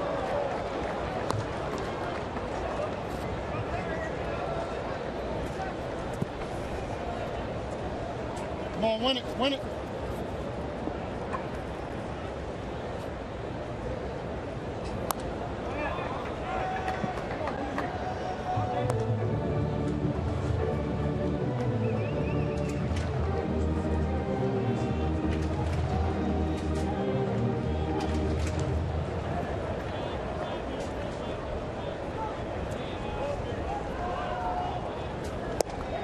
Got him on strikes.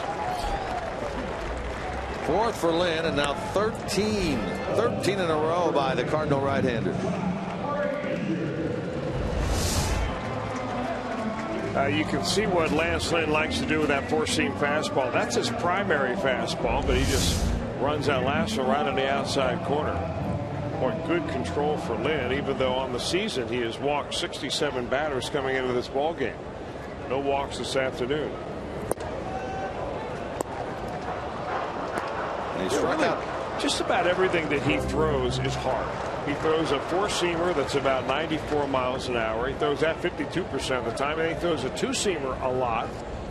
And then his next hardest pitch is a cutter, and that's about 88, 89 miles an hour. So the vast majority of the pitches that he throws are all 88 and above. And rarely does he get, you know, a slow pitch in there like a curveball or a changeup.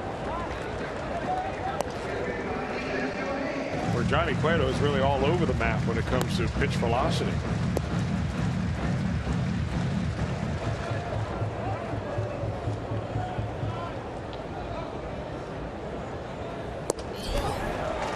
Frazier, and he gets a strikeout. Back-to-back Ks by Lynn. Actually, that's 3 consecutive strikeouts. Stay with us after the game. Fox Sports Ohio will break it down. First ones to talk with the skipper, Brian Price. All part of Reds Live postgame. Brought to you by Performance, Kings Honda.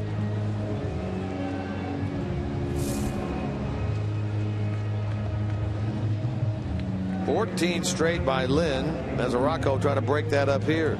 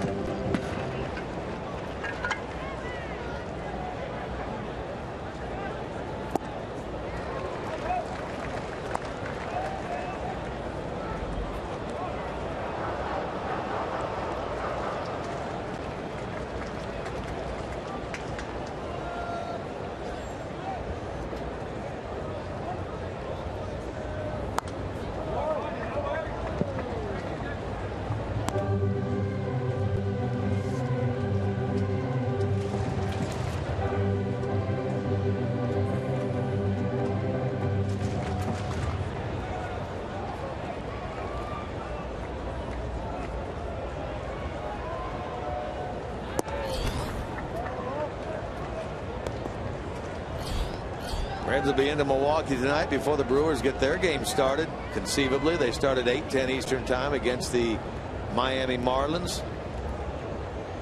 Reds start their series there against the Brew Crew tomorrow night.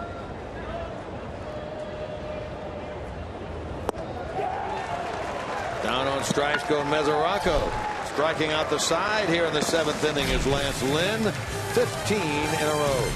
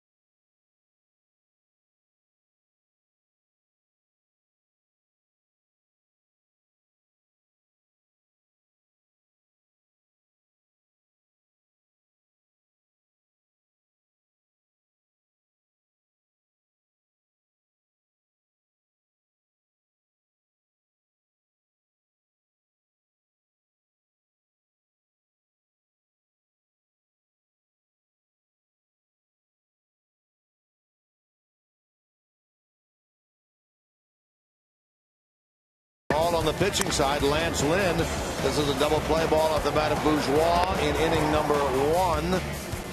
He has 6 strikeouts in the game. That last one coming from Frazier. He struck out 4 in a row. Meanwhile, on the other side of things, Johnny Cueto. He's had the help of the double play. This one hit into by Jay. Cueto taking the throw. And one of the 7 strikeouts he has had was that one. Here's the defensive gem of the game by Jay Bruce.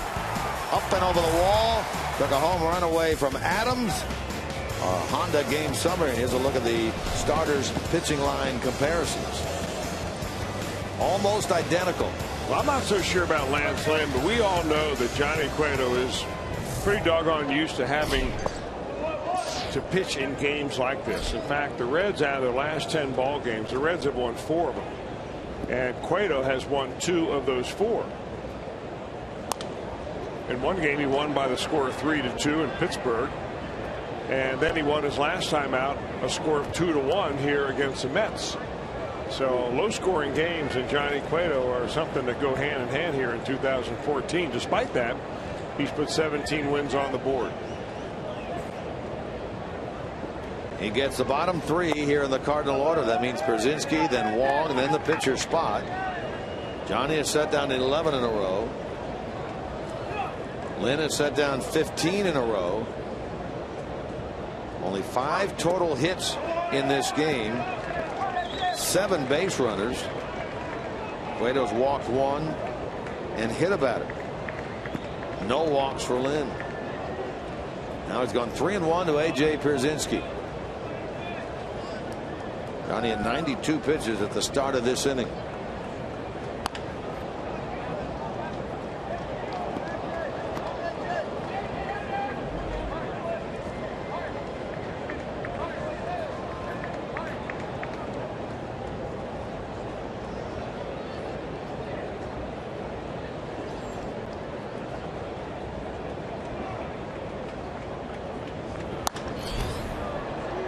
Slicing away from Bourgeois and into the crowd. Crowd today at 21,688. 21,688 for the finale of this series. 4-gamer against the Cardinals, and the homestand a 7-gamer, which again stands at 3 wins, 3 losses. But this one's still to be decided. Behind 3-1, he comes back and looks like he's going to get Pierzynski. Hamilton runs it down. AJ 0 for 3 in this game. 1 out in the 8th.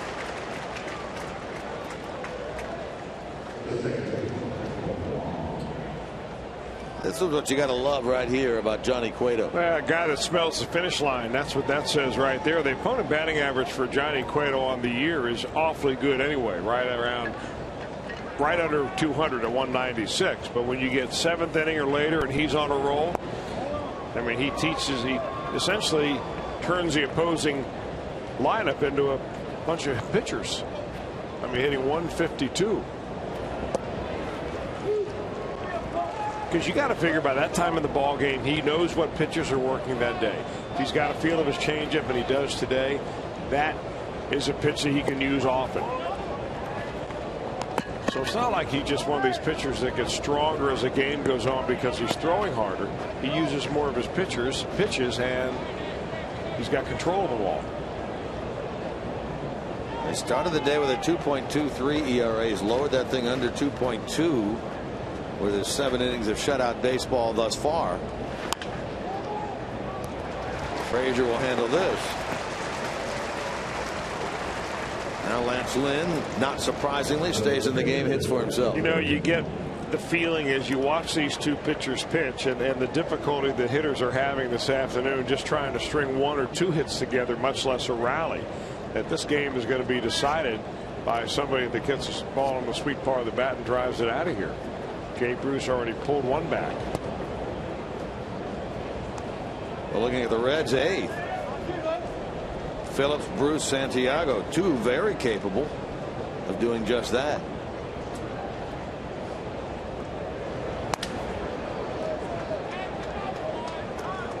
That one shivers the hands of Lynn, who goes back to the dugout for more lumber. You know, in the 8 losses Cueto's had, he's had some tough luck losses. Like the first game of the year when he pitched 7 innings of 3-hit baseball, gave up 1 run, it was a home run, and ended up losing the game to the Cardinals 1-0. But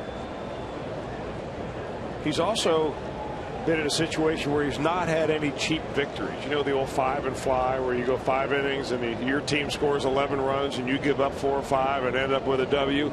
That has not happened to Cueto all year long. The worst game that he has pitched in which he has gotten a win was he pitched 6 innings and gave up 3 earned runs against the Pirates. That was back on July the 13th. And that's a quality start. So his worst game is a quality start in which he's gotten a win. No cheapos this year for Johnny.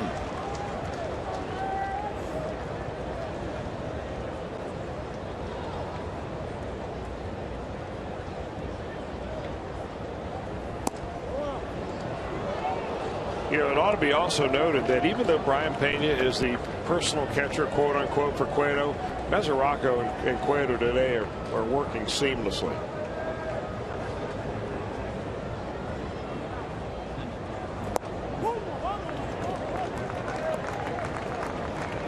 He goes from 1-2 to 3-2 to Lance Lynn with Carpenter on deck.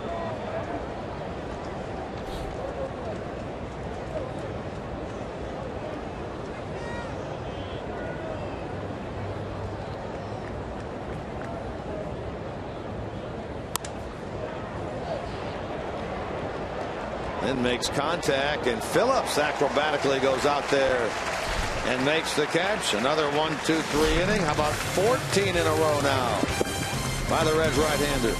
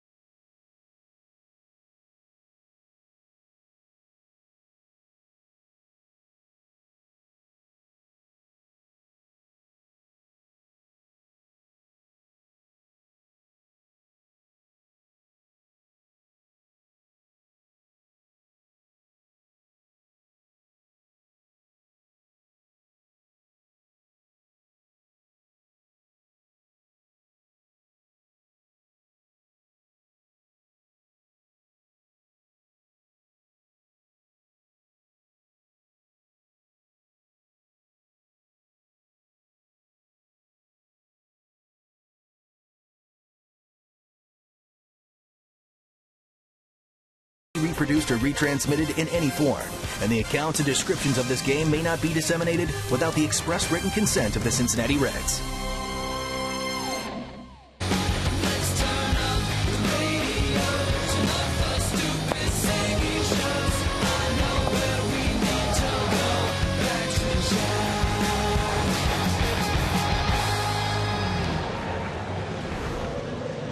And this pitching duel continues into the bottom of the 8th inning here at Great American Ballpark. 3 hits for the Cardinals, 2 for the Reds. Reds have not had a hit since the 3rd on a bunt single by Santiago.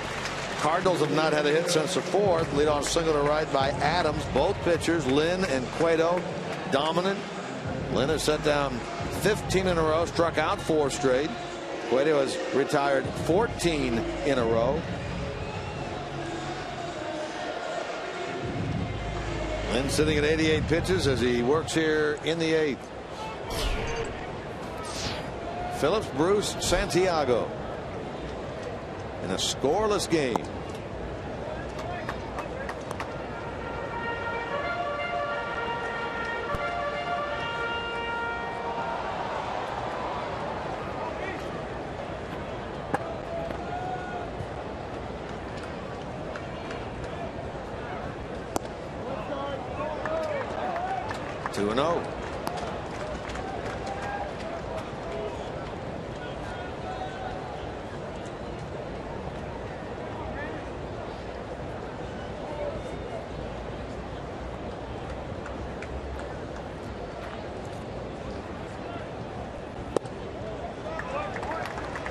Brandon will get a look at a 3-0 pitch from Lance Lynn, who has not walked anyone here this afternoon. Well, there's no denying the Cardinals think that his thumb is still injured, and they're just trying to jam him all day long with fastballs.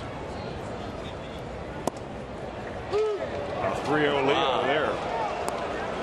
That thing sailed up and in. Hal Gibson gave the strike call to the Cardinals.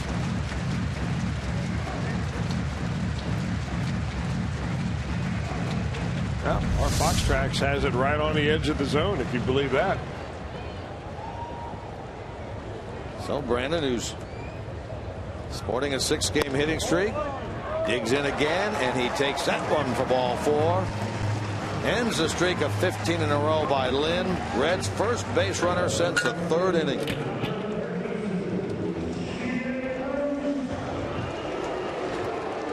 That'll be Bruce.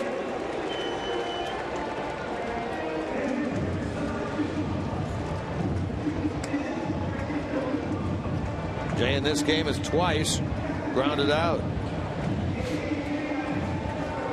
In the series, 1 out of 9. Now 2 for his last 21. What a great spot here to break through for Jay. Mentioned earlier, a 500 average career hitter against Lynn, and there's a base hit into right center. That's going to send Phillips over to third. First and third with nobody out. Hit it to the right of the second baseman Wong, who couldn't get to it. And by far the best scoring chance the Reds have had here today. That base hit right here by Jay Bruce will probably coincide with a phone call down the bullpen to tell the big left-hander Aroldis Chapman to start getting ready in the event the Reds are able to push this run across. Chapman is indeed now up and throwing in the Cincinnati pen. You know what helped Bruce on that is that they normally put a shift on Jay Bruce, and with a runner at first base they weren't able to shift to their normal defense, their Bruce defense, and that opened up a hole on the right side of the infield, and he was able to punch it through. Seth Manis, who threw in last night's game for the Cardinals, now is up and throwing in their bullpen. Santiago, 1 ball count, and that bunt hit in the 3rd. Light out in the 5th.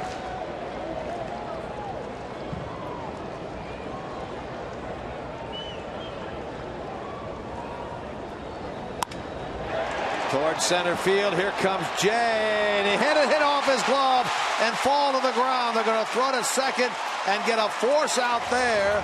Phillips will score. Reds have taken a 1-0 lead.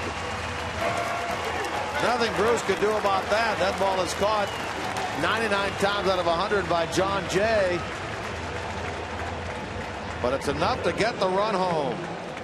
Santiago is about looking for something he can get into the outfield. Our Mazda pitch by pitch will show that. Lynn pitching him inside right there. Next pitch pretty much up in the zone. You can get it into the outfield. But boy, oh boy, if John Jay is able to field that ball, very unlikely that Brandon Phillips would have even tried to score from third. So the fielder's choice turns into an RBI for Santiago, and Phillips scores the 1 run that has been scored in this ball game. Just your everyday 8-6 force out at second. You know, that's the one thing that the Cardinals were. I thought there was a little bit of a shortcoming in the game of John Jay was on his defense. That's why at the beginning of the year they brought in Peter Borges, and they said you're going to get the job as a center fielder here because of your defense. As it turned out, he didn't hit like they thought he could, and John Jay won the job back. Although we've seen in this series, and they've done a lot of times this year, they bring in Borges in the latter stages of the game for defensive purposes. They did not do it here in the bottom of the 8th. Could cost them the game. COZART to short. Ball's thrown away. Santiago's going to hustle on down to second. That'll be an error on the throw by the shortstop, Johnny Peralta. Tried to flip it on over to first and get a double play on Santiago, and it cost him.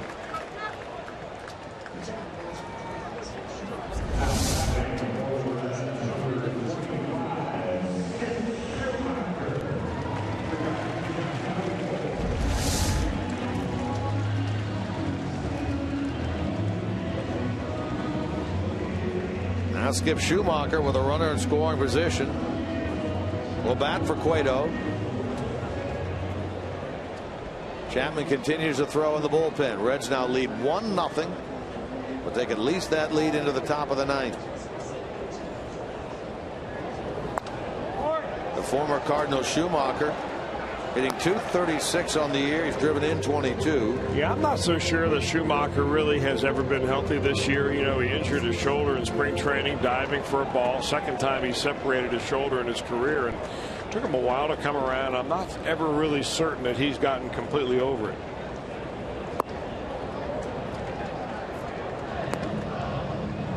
Because there was a time when Schumacher was an everyday player here for the Cardinals. I mean, he was a 300 hitter. Not all that long ago.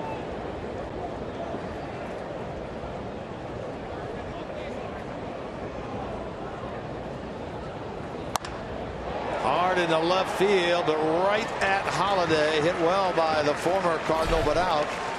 And so Aroldis Chapman will enter this game trying to save his third in a row, trying to protect a 1-0 Reds lead.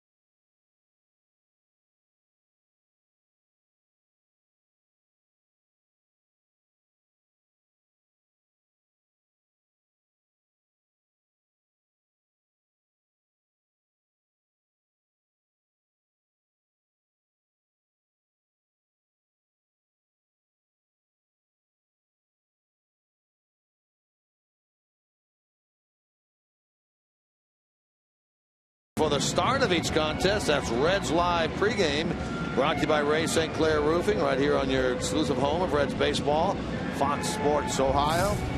We'll have more Reds baseball for you tomorrow night. That's in Milwaukee, first game of that weekend series against the Brewers.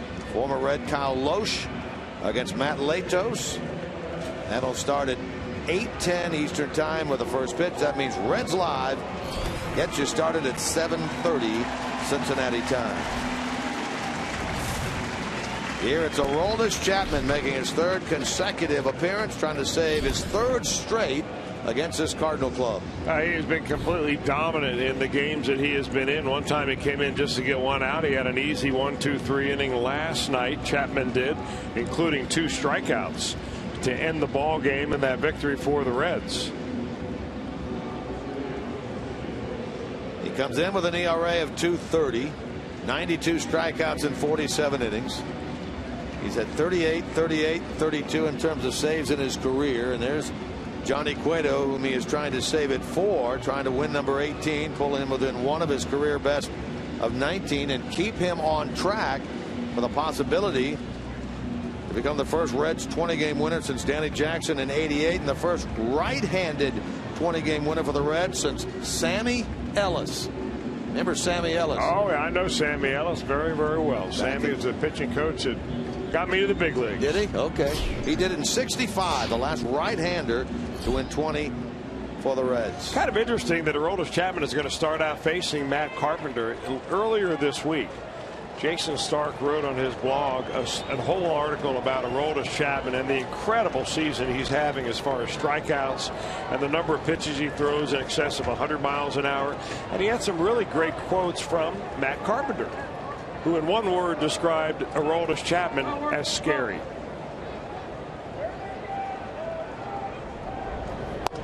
Carpenter said, quote, as a left-handed hitter, that's the best way I can describe it, just scary. He coils up like a snake, and he throws 100 miles an hour, and it seems like it's going to be right by your face, and it might be. He's very intimidating presence on the mound. He's hard to hit, man. It really is. He's quickly in the hole, 0-2. He has not faced Carpenter or Jay or Holiday in this series. Struck out Mark Ellis to end the game on Tuesday. Was able to get Ellis last night and then struck out Borges and Pham.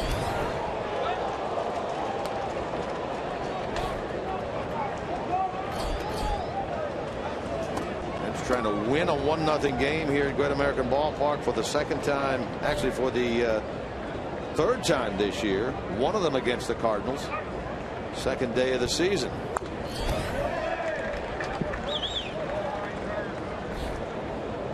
Carpenter in this game 1 for 2 with a walk.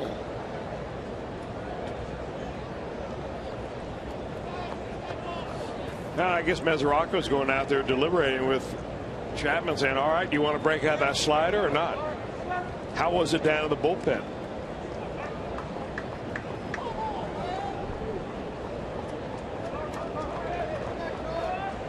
Hard to hit regardless of what side you walk up there from, right or left, but from the left side, near impossible. And here comes the sliding up. He shook off the slider to come back with the fastball. Skips away to 2-2.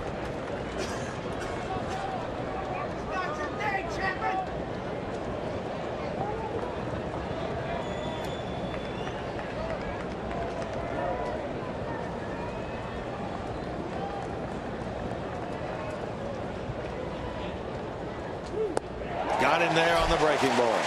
He just waited an extra pitch to bring that slider. Well, I'll tell you what, I mean, it comes out of your hand. You have no time to react. On a normal major league fastball, a batter has about 1/5 of a second. When you're trying to hit somebody dialing it up at 102, you have less than that. And Carpenter commits and he's gone.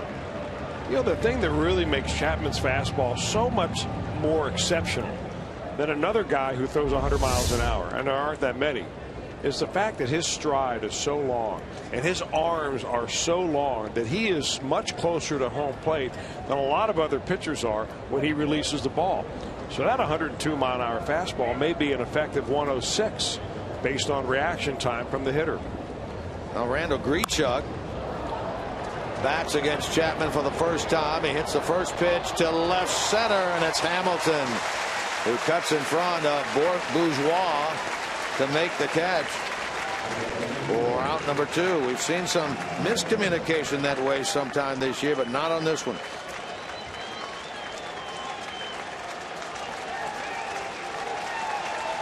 For 2 out.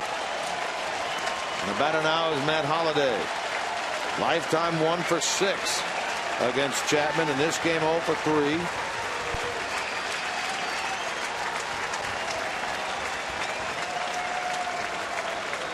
Hits are even at 3.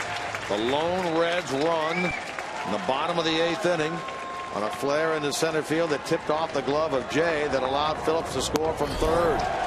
And a strike.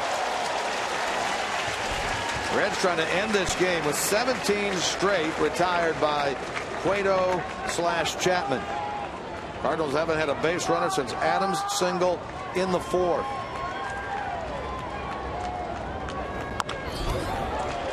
Two strikes.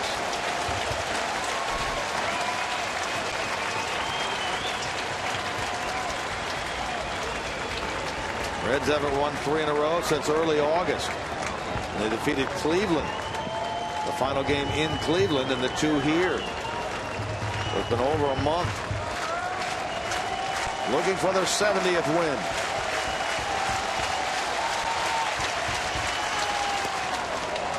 Yeah, this is probably the last thing the Cardinals expected after winning that first game 5-0. That game might as well have been 15-0, as lethargic as the Reds played that night. But they have come back and played 2 exceptional games to get them into position right here to take 3 out of 4.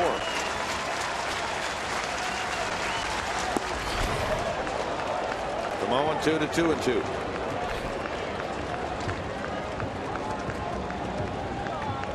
Mark Ellis is on deck. If Carpenter keeps it going, he would bat for Adams.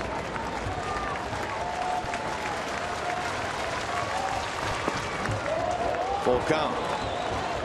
I don't think you want to go there with Mark Ellis. He is the one guy in this roster that the Cardinals have and has had a measure of success against Chapman before. This is your man right here at the plate. And high gas is the way to go.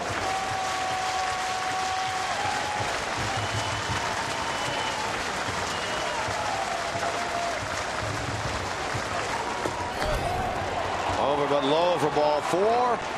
And the Cardinals put the tying run on with 2 out.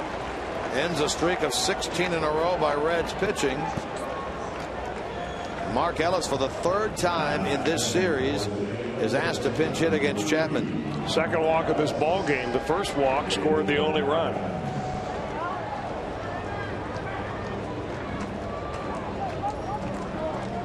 Excuse me, a second walk by the Cardinals have gotten. Matt Carpenter started the game off with 1. Here's Mark Ellis. He had been 3 for 3 lifetime against Chapman coming into this series. Chapman was able to get him on strikes to end the game on Tuesday in the 9-5 win. The only batter he faced. Short arms, quick to the ball. That's the only way you get on top of Chapman. Got him last night at a comebacker to the mound to start the 9th inning.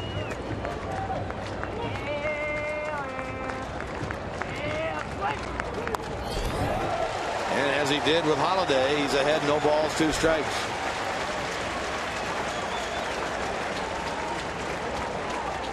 Ellis on the year only hitting .188, 3 for 15 off the bench.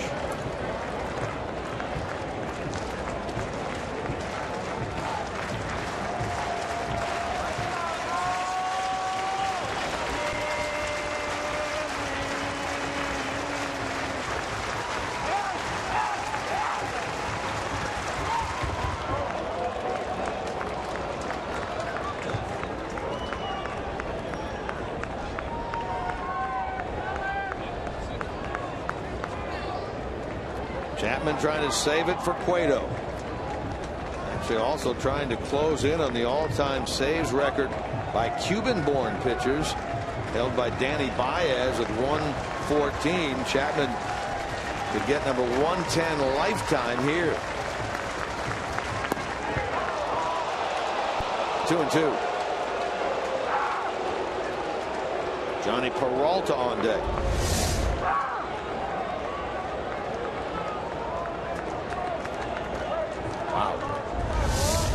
Track says that caught the outside corner.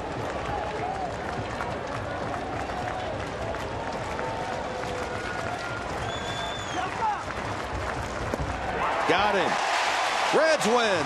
They take 3 in a row from the Cardinals, winning this one by the final score of 1-0 as Chapman saves his 33rd. Cueto wins his 18th. Lance Lynn loses against the Reds for the first time in 2014. He's now 15-9. 1-0. The Reds a winner. They did it just like you hoped. Wow, the Reds are coming alive here. I mean, you win 3 out of 4 from the first place ball club. The rest of the league thanks you right now. The Pirates are watching. The Brewers are watching. In the wild card, the Miami Marlins are watching. So everybody's happy what the Reds have done, especially Brian Price, as he sees this getaway day a successful one. 1-0 winner number 18 for Johnny Cueto today. Congrats to Johnny Baseball. Back with more from Great American Ballpark right after this.